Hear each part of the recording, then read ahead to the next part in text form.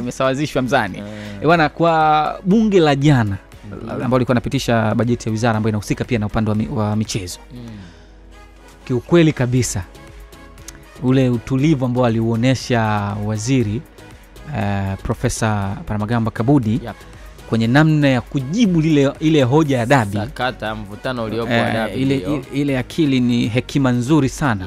Na ndivyo ambavyo ilipaswa kuwa, kwa sababu namna ile pressure ilikuwa inatolewa na wabunge, kuanzia Msukuma vile alivyoongea, kimsikiliza Tale alivyoongea, na wabunge wengine ambao walichangia kwenye hoja hiyo, ukizingatia tayari jambo limeshaletewa ratiba mpya kwamba ratiba ni tarehe 15 Juni, kwa pressure imeongezeka.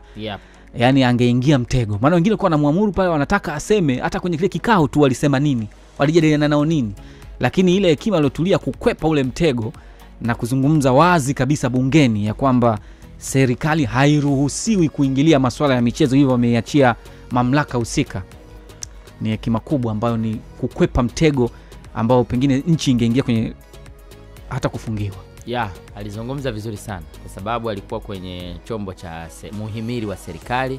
Kwa hiyo aliweza kuzungumza kwamba ni kweli FIFA, shirikisho la mpira wa miguu duniani, halikubali kabisa serikali kuweza kuingilia masuala ya mpira wa miguu.